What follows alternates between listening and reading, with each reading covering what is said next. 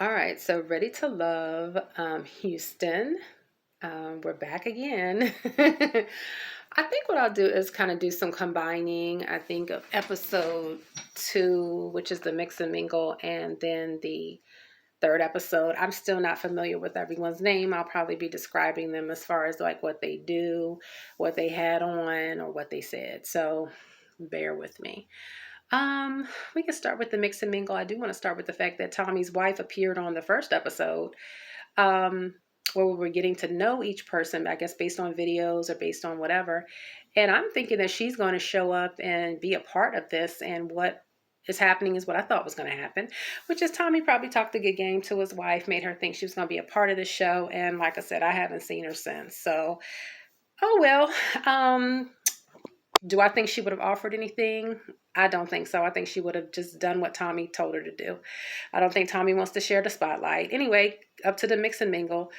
The first lady that arrived, the light skinned lady, I forget her name, but she said something about the triple D's, the trifecta. To me, she acted like she was drinking quite a bit, doing a little too much. I think she has she seems to me to be like a little arrogant. Like she thinks she's like everything and then some, but have confidence. To me, I'll maybe touch on her a little bit later.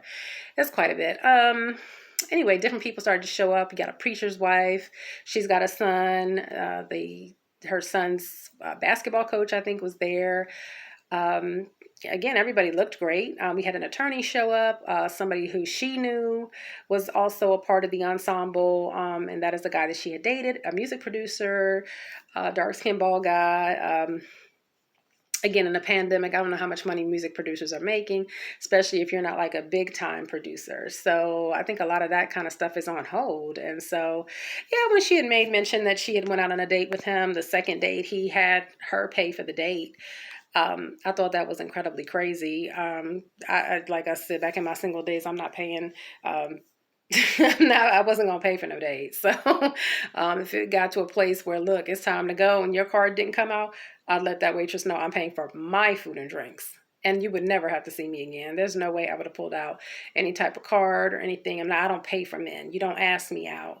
You know what I'm saying? And me pull my card out. So, yeah, she called herself, I guess, trying to, call his bluff or whatever. He lied and claimed he pulled up with the wrong card. That's such a lie. It's such bullshit. Um, he didn't. He just wanted to get dressed up, go out for the night, for, in Houston, and be with a fly lady. And he probably already resented the fact that she was an attorney. He had already went out with her before and decided, okay, we're gonna just go out and have a good time. These women want to be independent. They want to make all the money. So hell, I'm gonna let her pay for the date. That's the type of resentful bullshit that's going on out here, by the way. So for you single ladies, don't fall for that. Legally, you will pay for your own meal and drinks if the man can do it for you and him. And I'd leave his ass there to talk to the manager about what the fuck he's going to do with his bill. I would never pay. I would never pay. So anyway, she paid. She was pissed about it. Her friends called him El Cheapo or whatever.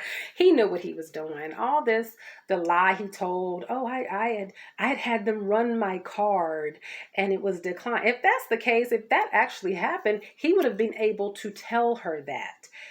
This is actually what happened. And so I apologize. I'll be more than happy to make this up to you. I'm sorry about what happened. That's how you act if that actually happened. That's how I know he's a liar. He just thinks he's going to be the chocolate drop guy who's a music producer who's now probably running into financial trouble. And now he's going to be eventually looking for the woman with some cake. Who's going to be able to take care of him. These ladies, please be careful. Like, seriously, there's so much BS out here. And my feeling is that women aren't here to take care of men. That's my feeling. Moving on. The guy from New Orleans, he has the two twins. He moved around quite a bit. I think quite a few of the ladies like him. Nice and tall. He has a nice face. Seems to have a nice body. He looks familiar. Not him personally, but he looks familiar. So yeah, there's a lot going on there. And anyways, his wife died, and he seems like he really understands that he's in a place where he should be able to, move on. I thought he was a little emotional though at one of the eliminations. One of the guys mentioned that he helped him move, and so he ended up crying. So I don't know. I think these guys are gonna be crying a lot. I got a feeling this is gonna be it's gonna be the season where these men are gonna cry a lot. That's fine. The guy who likes to kiss everybody on the cheek. That's weird. That's weird. Where's my water? Yeah, I don't, you just can't run around kissing everybody on the cheek. It's not special. It's not even safe. It's COVID. I have like 40 fucking acres in my backyard. Like, it's so much land and trees. And my window's right here. And I'm allergic to everything green and everything. And it's just, yeah. So, I'm trying to make it, y'all. The guy who likes to kiss everybody. Yeah, that's just weird. Let me make sure this camera ain't going crazy. Okay, y'all. um, yeah, so he likes to kiss everybody. And that's not going to go over. I mean, eventually people are going to kind of, it's not safe. It's COVID. Like, knock it off. You don't need to be kissing everybody. Secondly, he keeps talking about taking trips. Now, to most people, they love a trip. The ladies love a trip. But I had somebody do that to me once when I did not know this person. We had gone out twice. Yeah. Met for drinks. The next day, he wanted to do lunch, brunch, whatever. I said, fine. So we ended up walking around in the mall, and because it was, the restaurant was in the mall. I was in Georgia at the time. And so, yeah, we just walked around. And by then I was like, this guy's not my type. I just kind of want to leave. And so he was walking around and he was like, looking at hats and different things. And he was like, oh yeah, I just want to know if you're going to come on this trip with me and this cruise. And I was like, well, that's not a good idea. Like, I don't know you, so I wouldn't take a trip. And I kid you not, like 40 minutes later, like after we left the restaurant, we were looking around in the mall. He was like talking about all this stuff that he wants to buy me. And he was like, yeah, I just need to know if you want to go. And I'm thinking, I didn't change. I never said I was going.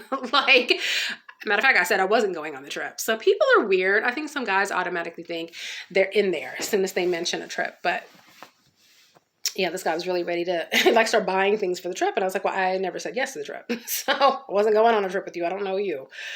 Yeah, I don't go on trips. I would never do that. I mean, I realize everybody wants to maybe do something fun, but be careful. Like, don't be so quick to do these things. You don't know people.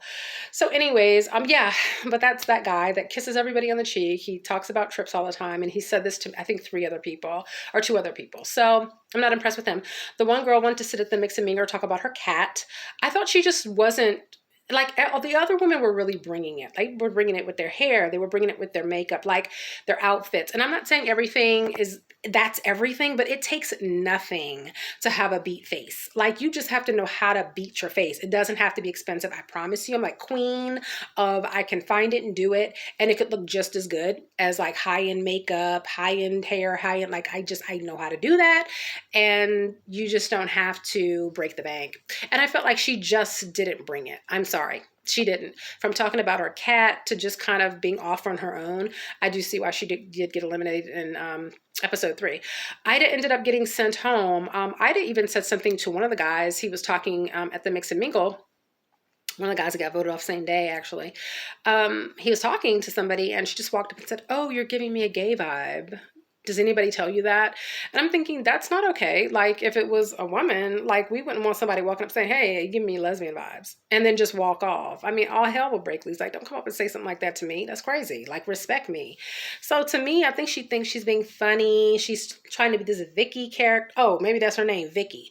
Yeah, Vicky, because of some robot from like a 1990s show or 80s show or something, I think is what she said. And I can't, it was kind of immature, and her grandmother doesn't know her name, like know her real name. I'm out of breath even talking about, like, she was jumping from groups to groups. And I think Dietrich sat down with her at the brunch. I think that's his name. The one who likes the larger lady, the comedian. And he was saying, I want to get to know you, but you clown so much. Like, I can't even get to know you. And he's right. She's doing too much. So they eventually let her go. She hugged everybody. And just kind of was joking on the way out. But yeah, you can't get to know her. Chrysanthemum is her name. They didn't show her a lot in episode 3. She was saying in the Mix and Mingle that she's half Italian. She grew up in Italy. Her mother wanted to come back with something pretty from Italy, so I guess it was her. I'm not a fan of people calling themselves pretty. I grew up in a family where, I mean, it was some drop dead gorgeous women. Be clear. be 100% clear. People are puffing up their face. They're injecting their face. They're injecting lips. They're injecting asses and hips and trying to singe their waist. I'm sorry, I grew up in that. Like, I saw that every day. I saw a woman that just did not have to try. Like, and blew the room up when she walked into it. And she was never arrogant. I'm talking about my mother. So for me, I don't see, like, even the other women in our family, like, nobody had to act arrogant. Like, if you're pretty and you're told you're pretty, you just don't have to do that. And like I said, what I'm noticing with some of these women is they're marginally pretty, but they feel like they have to do that, you know. So different strokes for different folks, but I feel like this: if you are genuinely a good looking person, you just don't have to call yourself pretty. Some people could say it was a joke. Okay. Just don't, if you all that, you ain't even got to tell that joke. Like, men have eyes. It's okay. Chrysanthemum, she just didn't show up a lot in episode 3 at the brunch. I mean, she didn't get voted off. Maybe there was some great footage and they just didn't show it. Probably, because that's the type of show we're on. Yeah, so they got rid of Ida. The comedian. Yeah, she seems to just be able to have decent conversations. I think she's leaving herself open for like real connection. I do want to get to the guy they call Chocolate Drop, El Cheapo, and the preacher's wife. Let's go ahead and flip to them because they ended up going on a love makers, I think candle making scents shop type of thing where they got together and made a candle. When I first saw this episode, I thought, she's being a little racy and she's saying a lot, and why is it sexual undertones and what's going on with it.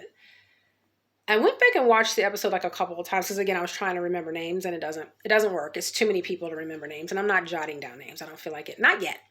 I'll do that a little later. But so the preacher's wife and El Cheapo, so they're at the candle shop and he led her into, I wouldn't have got caught. You wouldn't have caught me because I'm too interesting. I actually have interesting conversation. Me. So you wouldn't have caught me in that. It's not possible. But he ended up leading her into the conversation and how it ended up getting really kind of racy.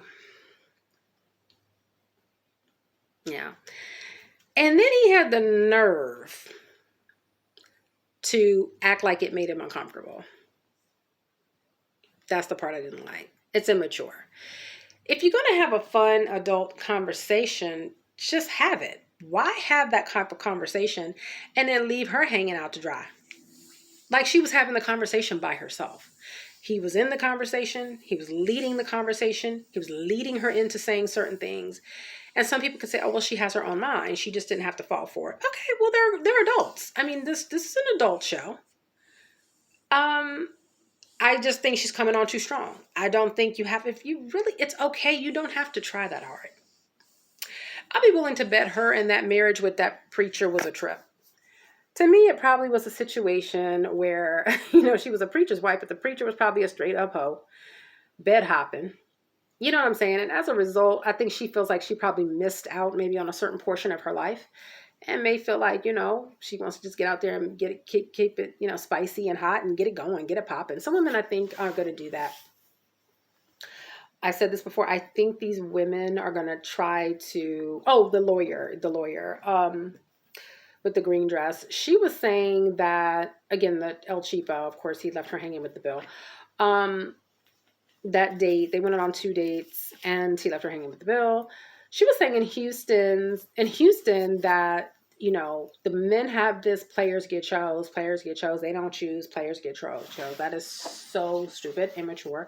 Why do we have to sound like pimps and prostitutes? What does it have to do with anything? How about be mature? How about a man is supposed to pursue what he wants? He's supposed to have his life set so that he can even invite a woman into his life as a wife. These women have to be tired of the girlfriend-boyfriend roles, and I think they need to be clear about that. Not necessarily that any of those men could be their husband because they don't know them, but I think it's perfectly fine to say what you're really wanting because you can go out here and be a girlfriend to anybody. El Cheapo is probably going to be cheap again. I don't believe the story about the credit card. that he forgot. You're on a second date with someone. Like I said before, I believe that first date he figured out she was an attorney. She has it going on. She's got herself together. He probably walked her to her car. Her car was the mom. He's thinking, okay, she lives in a certain part of town. Okay, cool. Well, the second date, we're gonna get together. I know she got the bread. I don't have nothing. I'm a music producer. We're going through COVID. I ain't getting no new clients, no new money. Nobody can come to the studio. Blah blah blah blah blah. And then people are having to watch their money. That's what happened. And he went on the date knowing he didn't have any money. So there's that. I don't like him. I think he's totally immature. He knew he was on that date with the lawyer and knew she had the cake to pay for it. I think they sat at the table probably so long that she was like, okay, well, I got to get ready to go. You know what I'm saying? Like, he's not taking his card out to pay for a date. I will have to pay for it. And so just so I can get up out of here. And then he had the nerve to get snappy and have an attitude. Nope. He's already shown you who he is, what he's going to do. He's probably like a lot of these men out here. They don't have nothing, and therefore they're going to start looking for women that have the money to support them. So for women out there with this type of shit going on, super prevalent in places like Atlanta, but it's going to be prevalent in places like Houston as well. Just anywhere there's a nice, a nice city, a lot of professionals, people that look good, take care of themselves. But some of these guys, they don't have their shit together. And they're next. Ask Kenya Moore of Housewives of Atlanta. That's what happened to her. She met good-looking financier. He wasn't a financier. He had some little jive-ass restaurant in Brooklyn. Big deal. Those places, people steal so much from those restaurants. And I believe that particular man used Kenya. He lived 5 states away from her, has no interest in being in the same state with her. Yet the man was crying about spousal support. This is happening, and I want women to be very clear. It's fine over time for you to know what kind of assets people have and if they're really on your level. And I know some people want to get mad at that. Too goddamn bad. Because you're going to be agitated with it later. Like, unless you have Candy Burris money and you're like a millionaire and you can have a Todd that can play around with $500,000 and $600,000 of your money. And if he loses it, oh well, that's just Todd trying. Like, a lot of people don't have that kind of money. You can't take those types of risks. Men can divorce you. They can, wake up one day and not like your ass and ask for spousal support and get it. Be careful. All right, I done went off into that tangent. Let me try to think of anybody. I feel like the one guy named Chris that they let go day one. He wasn't going to fit into that group. Again, I don't like first day eliminations. I don't know how far out like the episode 2 and episode 3 were on different days, but was it a week later? Was it a couple days later? Like what, So I don't know. The eliminations are coming so fast. And like I said, I think with these shows, they just don't want to pay all these people. I think in a perfect world, I don't like the game show feel, the chess game show feel. Like that's what this feels like. Everybody's moving themselves around in different pieces and parts and trying to cling to certain people just to stay on the game show. Like it has a game show feel. Nephew Tommy's doing the, hurry up and get to know each other and hurry up and don't wait. I get it. That's not organic. I mean, you can't sit back, don't get me wrong, but this just isn't organic and getting voted off the island. Like I'm just tired of, I wish they would get like a real budget and have like 20 individual people and really give them 8 weeks to really get to know each other. The goal of the show is to have a lousy 3 couples. Like you want to be 30%, you want to have a 30% success rate. So if there's 20 people, 10 men, 10 women. Okay, so ultimately so if they let everybody stay, there's a possibility there would be 10 couples that would actually link up. The possibility, if they didn't do it the way they're doing it. If 2 couples dropped off, okay, you're still at 80%. You'd have 8 couples. Tommy's goal is to have 3 couples. You're fine with a 30% success rate, and he's not even doing that. None of his shows produce couples. None of these shows. It is for entertainment purposes only. I already decided I'm going to be very cynical about this show. I believe the guy that's kissing all everybody, he's full of shit. I believe the coach, he's something about that basketball coach that's a little immature. I can't put my finger on it. Dietrich seems to have some ticks in him. There's a tick in him, and I can't put my finger on it. She needs to give it some time. There was a couple on our Real Love Last Resort. Um, I forget the girl with the blonde hair that had the cut hair, and she went off. She rolled off into the sunset with the football player. Then they ended up getting into some sort of screaming match, and he made her feel unsafe. Like, just take your time. Dietrich so far seems really sweet. I think these men are going to cry a lot. The guy from New Orleans, he helped somebody. He helped the basketball coach move. They bust out crying in the in the man cave. These are going to be some crying ass men. I don't know. The people that went home, I guess they're supposed to be home, you know, but I feel like I'm leaving somebody out. Oh, let's go to when they were making food. Yeah, Chris was there. Chris from the last season of The Last Resort. He was there, and they were just kind of mixing and mingling and talking about different things. Dietrich told the comedian that he wants to go out with her, and they ended up going out. She thought she was being eliminated, and she wasn't, so that was really cute. So he did fight to keep her there. Chris was sitting with, again, a light-skinned chick that I think has an attitude. She's feeling herself. They were sitting there making food or whatever and just talking, and all of a sudden she just stood up and asked Dietrich if she could come get a taste. I don't know what that was for. I didn't like it. It just was tacky. There's a way to go and speak to the next person. I just feel like she just thought she could just float to the next person. Like, it's rude. You left Chris there, and you could at least say, well, it was great talking to you. I'm going to kind of move about a little bit. Let me see what everybody else is cooking. Like, do that. Have consideration. I just feel like she's the type that just maybe feels like she just doesn't have to. And I don't like that. I think you should always have manners. I don't care what you look like. Have manners. And I know Chris felt a little slighted with that you know, when it happened. I can't think of anything else off the top of my head. I think these are the people that stuck out for me. I will say the guy from New Orleans. I think a lot of people like him. I think the fact that there is no ex-wife, like, she did pass away, so you know, there's no issues with that. He does have 2 children. I know as a woman, you kind of feel there's kind of a soft spot immediately, and it seems like he may be ready to move on. He might be crying a lot in this season. I don't know what that's for. Maybe he's sensitive, or maybe he's just, you know, I don't know. Yeah, so if you're already a mom, certainly the idea of other children. I mean, if the house that they showed that he was running next to is his, it's a pretty nice house. I know in Houston they build homes a little bit bigger, in Texas, but looks like a nice home, looks like a nice neighborhood. Look, he's got it going on. It seems like he has a nice career. So yeah, I guess if you're doing well and he's doing well, you know, you have kids, what difference does it make? There's no pressure to have more children. There's that. I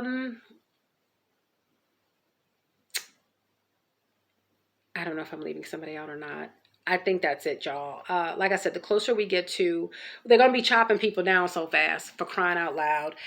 It'll be a time when, like I said, I've got the names. But to sum it up, Tommy and his wife, I don't think his wife's going to be on the show. She didn't put in any. What else does she have to do? Like, what's her career? Why couldn't she have shown up to the brunch and said 2 or 3 things? They eliminated Ida. There was no men meeting about it. That's another thing. Edwin of The Last Resort, Ready to Love, made a comment, and it wasn't on the show. It was after the show. That show, when Nia was eliminated, because she got rid of Chris, everybody on production was in their feelings. The guys, by the way, did not want Nia to leave because they saw Edwin had a connection with her. But production got in their feelings and told the guys to eliminate Nia. Edwin then stayed in his room all the next day. He was so pissed off at what happened. They had to actually knock on his door and ask him to come shoot. But he was by then pissed off and over it. And I think by then the other girl found out that her sister died. And so a lot of people ended up leaving or whatever because just different things were going on. But yeah, my thing is, if production is going to be sending people home, like, my point is, Ida went home during the brunch, but they were saying the guys voted on it. I didn't see the guys get together. I mean, did they shoot that? Did the guys really sit down and talk about it? Or did production just say, you know, this chick is goofy and let's get rid of her and we got to hurry up and get rid of people? This is just for entertainment. I don't believe there are even going to be three couples at the end. I don't believe Tommy's wife is going to give us the female perspective. I think there's going to be some people who are full of it, like usual. I think there's more drama and baby mothers in different places. Oh, the guy and the girl with the curly hair. Let me talk about this at the Mix and Mingle that decided to start singing together. They were singing gospel songs. I'm sorry, I'm over it. Like, stop this shit. You do not have to be this perfect angelic woman. Enough is enough. I just can't. The guy that claims he's so celibate, he's probably the biggest raging whore out there. He just reminds me of somebody who's lying. He reminds me of somebody who's lying. Okay? Maybe he is. I am not all knowing. Please believe. But it's too much. I don't like those types of men. They just, to me, they're looking for this angelic, beautiful, who can cook for me, who's going to have a great career, but he's going to be home to do the laundry, rub my feet, give me great sex, take care of the kids, and wake up the next day and do it all over again and look great and go to church on Sunday and make me a Sunday dinner. Good fucking luck finding that lady. Good luck, because they don't exist. They don't. They don't. It's not going to happen. I would not have been singing church hymns for him to impress him. That's really it. I'm glad Dietrich fought for the comedian. At the end, the girl that went home, who was to herself and had the jean outfit with the thigh-high boots on, that looked a little silly. She looked a little silly in that. Yeah, she could have went home. Everybody that went home so far, it's okay if they went home. I just don't like the eliminations that are this fast.